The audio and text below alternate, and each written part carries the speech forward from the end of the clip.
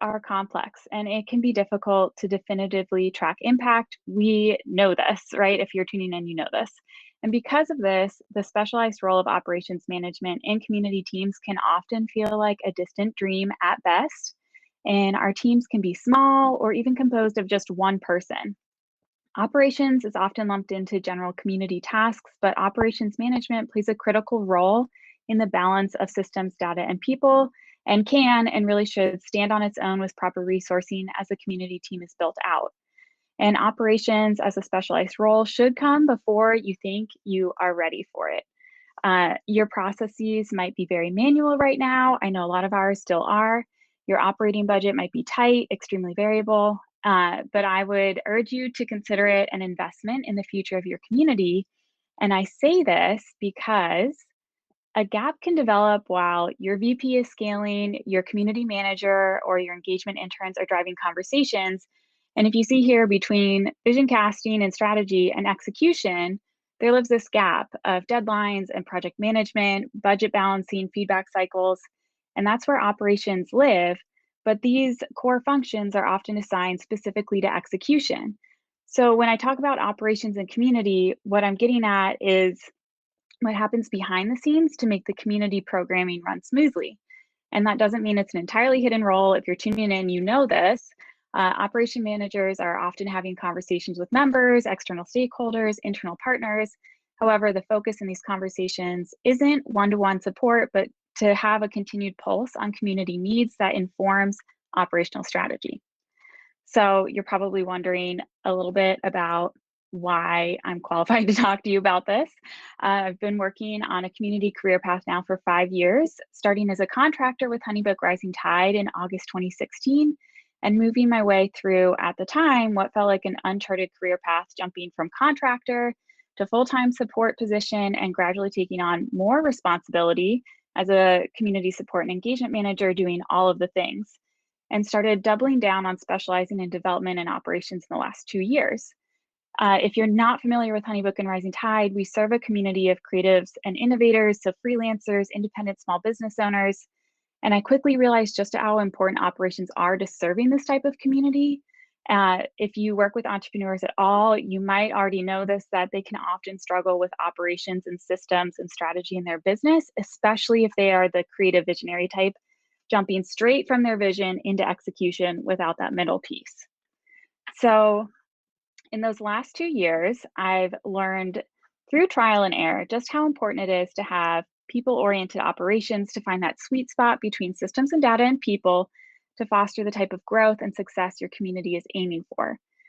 And we are still a very small team, but we've been able to create impact because we've dialed in on people-oriented operations as a key component to our community strategy. And today I want to outline 3 main areas of consideration, guardrails, if you will, and give you some specific examples of what that can look like. So I'm gonna do the very operational thing and give you an overview of what we'll cover today. The 3 main areas are scale, replicate, or sustain, thriving in a culture of actionable feedback, and the third is transformational leadership. So first, scale, replicate, or sustain. For our purposes here today, I'll define these 3 words for you. You can screenshot this if you want. Scale is the capacity to be changed in size, also known as growth. We all know this one. Replicate is the capacity to be annualized or repeated at the same size. And sustain is the capacity to endure and maintain resourcing. You need to understand your operational goals. Scale is probably the one we're most familiar with. It's the sexiest, it's the most popular goal to have in mind, but is not the only consideration to make operationally. And I think this is where many communities struggle. Growth for growth's sake doesn't really do much, and it might actually be a hindrance for your community depending on the audience you serve, your mission and vision and goals for the community. There might be something that's more appropriate to consider, whether you're building a system or structure, putting in a new initiative that you're building logistics for. You should be asking yourself questions like, do I need to replicate it? Is it something that needs to sustain its purpose? Is it a little bit of all 3? Why does this matter? I'll show you an example of something that we did wrong, and then an example of something we did right. So in 2018, we launched a project called 20 on the Rise, and it was Our answer to pain points of industry awards that took away the popularity contest often associated with this type of recognition, and we dialed in on our core values and our mantra of a rising tide lifts all boats. We were celebrating individuals inside and outside of our community who were making waves, raising the tide, rocking their respective industries through hard work and creativity. And I did some major things wrong as I wore all the hats for this project. The biggest one is that I didn't consider operational goals in this project, which meant that I was setting our community up for failure with a project that set unrealistic expectations. And while it had been a dream of ours for quite literally years at that point, when the annualization of the project came around the following year, I realized we had executed on a program that did not have a clear operational goal, didn't have clear resourcing moving forward, and I was short-sighted in my management and execution of the project from the start. So while we had the framework in place to replicate it, we didn't have the resources to sustain or scale it, and replication wasn't necessarily the main goal. The goal of this project should have been to scale and sustain. So while we executed the project again in 2019, we ended up sunsetting this project after that iteration. And in that time, I would like to think I grew more in my role, and I realized that while our community loved the affirmation of being involved in the project, operationally we couldn't sustain it, and ultimately we set up an expectation we couldn't meet. And I'd be remiss not to mention this. 2020 was a pivotal year for our industry as the world grappled with COVID-19. Understatement of the year here, but it would be a mistake not to acknowledge it here, because this is what forced our team to examine what best practices we had in place. At the time, our fully remote team was staffed with 3 full-time employees and 4 part-time contractors, and 6 of us, between all of us, were parents, and our parents, and all of us who were parents lost access to childcare like so many did in 2020, either temporarily or long-term. And what this meant was that we couldn't hustle and muscle our way through programming and planning like we had in the past, because we were already piecemealing early mornings, late nights, and weekends just to sustain our baseline. And we had to make some really hard choices and lean further into evaluating, in some cases, developing operational best practices that hadn't seemed quite so urgent to address before this happened. And this is actually leading into an example of something that we did pretty well, relating to how COVID-19 impacted our in-person programming. If you're familiar with us, you know that we run Tuesdays Together, which is local monthly meetings in 250 cities across the globe, facilitated by small business owners who volunteer their time. And we had to stop facilitating in-person meetings in April of 2020 and quickly had to find a way to maintain our community commitment to gathering around business education. So yes, you can act quickly and intentionally within these best practices when you know what your goals are. So we took Tuesdays Together online. It was something we had never done before, but we knew it didn't need to scale. We did know it needed to sustain and replicate. And for the use case in this instance, it looked like quickly creating templatized collaborative briefs for the structure of each event that could be quickly replicated month over month, a replicable webinar template, and templates for promotional collateral. And then with that came appropriate resourcing to sustain this as an evergreen program that became part of our annual budget. And we have now hosted global virtual Tuesdays Together for well over a year and have no plans to stop. As you can see here, truly no plans to stop. And a lesson for here for us is that going into a new initiative with this type of operational understanding allowed us to best serve our community with a connection point that they can anticipate and expect. And I'll do a quick little recap here. Don't just focus on the scalability of a program or a process. Evaluate if it needs to be scalable, replicable, or sustainable before executing on it so your community can know what to expect from you. The second piece here is thriving in a culture of actionable feedback. To support these goals, these operational goals, we need to aim for a culture of actionable feedback and clear communication. This is not something that we have always done well, but we've been working really hard to learn from our mistakes and be open to being corrected and work to continue improving our feedback and communication with the community. What do I mean by actionable feedback? It sounds like a buzzword. You can drop in the chat here. Have you ever been prompted to take an NPS survey where there's no option to provide additional feedback? You just have to rate it on a 0 to 10 scale. The data that an NPS score provides is a great tool for evaluating the success of a project or the health of your community. But if you aren't allowing community members to provide additional insight into why they selected the score that they did, you're missing out on an opportunity to better meet their needs and optimize your strategy. And that doesn't mean that every single piece of feedback will result in an action, but it does mean that community members, your external stakeholders, your cross-functional partners, they will all feel that their perspective has been represented and taken into account. An example of how we've implemented this, you can see through the little moving GIF here on this slide, is through our leadership community at Rising Tide. Like I mentioned, we have 250 local chapters, primarily in the US and Canada, and also internationally. And over the last 6 years, we've had nearly 1,000 leaders. Most stay with us for 2 to 3 years before they pass the torch on to another community member to lead. And our primary avenue for gathering feedback prior to the pandemic was through one-on-one support calls at the request of the leader. But do you remember how small our team was that I mentioned? By mid-2020, we realized that this was not enough. Our leaders needed way more support, being small business owners, grappling with shutdowns, PPP loans, mandates, virtual school, so many other considerations on top of volunteering their time to be local leaders. And we just could not scale one-to-one to provide equitable access to our team. So this is when we began a biannual initiative of cohort calls. So separating leaders into small groups of 5 to 10 based on their geographical location. Our amazing community support associate, Wendy, was able to gather data through NPS, pain points, and selecting topics of interest through a survey that went out in advance of a scheduled group call. And then she would facilitate these group calls over a period of about 6 weeks. So rather than hoping that we'd connect with a sizable chunk of our leaders each year, we now know we have at least 2 measurable touch points every year. And this survey portion that expands beyond just an NPS score means that we can track data over time every 6 months based on how supported leaders feel and what areas have shifted or improved as pain points. And the group support call portion means that data is not flattening someone's lived experience. These conversations allow us to fill in gaps that create a more holistic picture of our health as a community, especially within our leadership community, and by proxy, the broader community as well. And it allows us to affirm that our most committed community participants know that they belong and that they're valued. Additionally, I want to take out a moment to call out the importance of consulting with a DEI practitioner to ensure that your feedback process is equitable. Nicole, I know you're on here, so I hope your ears are burning here. In the way that we've previously handled gathering feedback, the burden was placed on the member to reach out to us for help. And as community professionals, it's our responsibility to do better and acknowledge that we don't know what we don't know, especially if our teams and our leadership teams are made up of majority culture identities, and we were doing this wrong.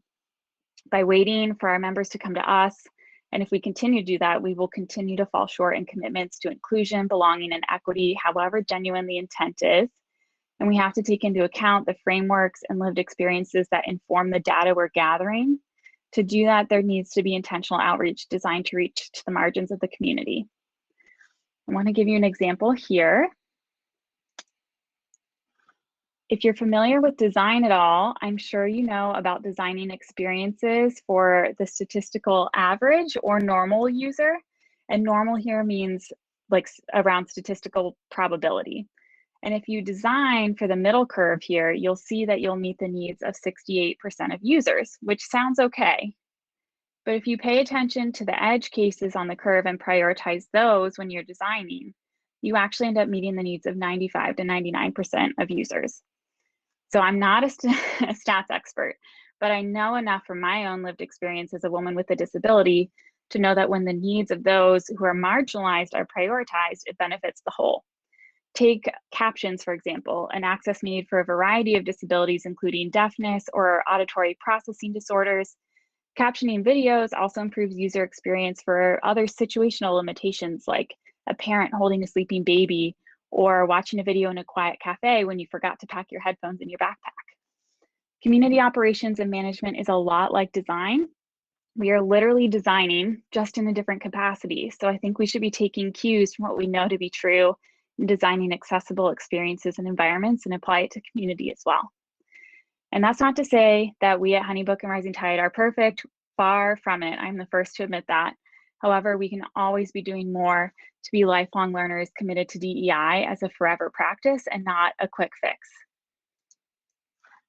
So how do we do this? We are still doing this. The biggest shift we made in 2020 was engaging with a long-term contract with leadership, equity, and culture consultant. Shout out to Nicole, you're here in the chat, who specializes in helping teams identify strengths and weaknesses in their organization, teaching strategies to maximize effectiveness. And we've also engaged in short-term contracts with Kait, who you might remember, who actually graced the stage last year at the CMX Summit. And she's been a guest speaker for us and evaluated our community guidelines for us as well. And in our work, specifically with Nicole, she included roundtable discussions and one-on-one feedback sessions for our leadership community for members who self-identified as members of marginalized communities or multiple marginalized identities. And this takes time. I think that's the big question we get, like, can we do this quickly? No, we've been working with Nicole for 14 months. We built out our timeline and expectations for outcome goals, audited, which took about 6 months, and then another 8 months building out workshops and resources based on those findings. Conducting an audit that intentionally prioritized the experience of those who hold marginalized identities in our leadership community has informed operational changes like evaluating our escalation policy for guideline violations and reporting, and resources that have been and will continue to be provided to our leaders. We actually just launched a multi-module self-paced DEIB course to our leaders through our engagement with Nicole that will span into January of 2022. And with this, I'll just say, having someone whose life practice and superpower is facilitating these types of intentional and hard conversations was and is crucial for us.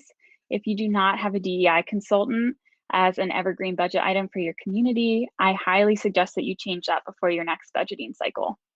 And the recap here is that pairing data-driven feedback like NPS with the opportunity for centering lived experiences through conversation will give you a more complete picture of your community health.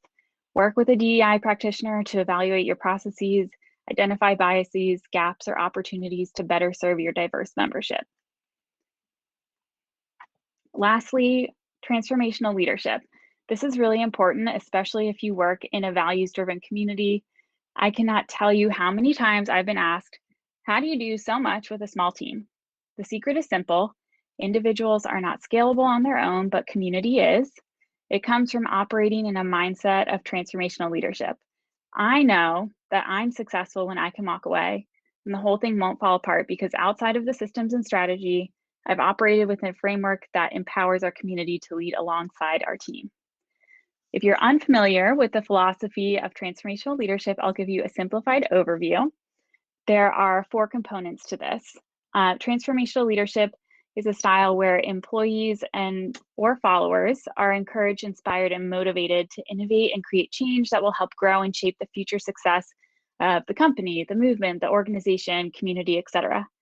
It is empowerment to own your seat at the table in an organization or community as a participant. And there are 4 main elements: idealized influence, inspirational motivation, individualized consideration, and intellectual stimulation. And I'll give you a brief overview of each. Idealized influence is about being purpose-driven. Are you clearly defining your mission, your values, your commitments? Are members and leaders in your community reminded of your mission and values as well as the behaviors that define them? Inspirational motivation, your vision and ability to articulate and remind your members why we come together. What's your origin story? What's your mantra? Everyone knows ours, community over competition. Individualized consideration, being people-driven with genuine concern. We acknowledge and support the lived experiences and needs of our members. We acknowledge that data can flatten the human experience and will lean into people-driven behaviors to combat that. And intellectual stimulation, room for followers and community to innovate. Are we willing to challenge norms, be corrected, act on feedback from the community? Are we putting systems into place for actionable feedback? For us at HoneyBook and Rising Tide, empowering others means a balance of, so I'm going to do a little water sip, a clearly expressed mission and vision. For us, our mission is educating and empowering small businesses to thrive in the spirit of community over competition. An equitable framework for actionable feedback that puts data in a people-oriented lens. This could probably be a whole talk in and of itself, but the example I gave about our leader support calls, those cohort calls, is a great example of how we've been implementing this. A willingness to learn, grow, and be corrected. I think this is a big part of the actionable feedback process as well. Feedback not just for the sake of checking a box, but to allow the community to move us forward. Outlining our values and behaviors that we expect from ourselves and others. For us, this lives publicly on our blog through our community guidelines. It's also outlined in our leadership application and has a dedicated section in our leader onboarding process. Clear and consistent cadence of communication. A great example is the cadence we have with our leaders. We send them 2 emails per month, the 2nd and 4th week of the month. We have 1 monthly live. They know it's always on the 4th Monday, and 2 social leader connect calls per month, every other Thursday. There's actually one going on right now. And resourcing our most invested members to become leaders in their own right, knowing that their experiences and input will continue transforming our community as we grow and evolve. A couple new ways that we've been doing this: peer-to-peer mentoring facilitated through the software Orbit AI, which is really great. When you have that networking opportunity, you elevate yourself as a leader. Opportunities to guest host these leader connect calls that I mentioned. So as a leader, stepping into discussions and leading other leaders, and then participation in a leader speaker directory that our team and other leaders can use to source experts for things like podcasts, webinars, events, etc. We're always looking for ways and opportunities to connect our leaders to each other, to other networks and communities, and elevate their voices both in small and large ways. To quote my friend manager, Natalie Frank, behind every successful human being is a person or people that introduce them to their power and potential. We truly believe in the idea that communities are built one person at a time, which is why we have worked really hard, especially in the last 2 years, to find this balance between systems, data, and people that honors the relational element that is the magic that makes the community what it is. We would not be here today if we did not value each other and every member of the community and honor their desire to belong. When we take a people-driven approach to managing the operations of our communities, we're unlocking massive collective potential, a catalyst for growth and innovation in our spheres of influence. I'll stop sharing now. And oh my gosh, the chat here is blowing up. I'd love to answer questions if you all have any. We have about 5 minutes. And Valentina, I'll let you take that from here. Thank you. Can we just give you a big round of applause? It is hard. First person of the day to come on stage, and I know you were a bit nervous, but you did amazingly. Yeah, just really kind of setting the tone for the day, and so many golden nuggets there. I was thinking, oh my God, I need to do this, I need to do this, I need to do this.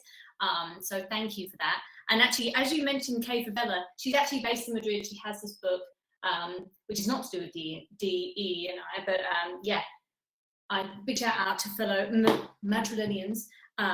Kay is great. So yeah, we've got time for a very quick question. Because we've got another session starting in a couple of minutes. So I'm going to go to the...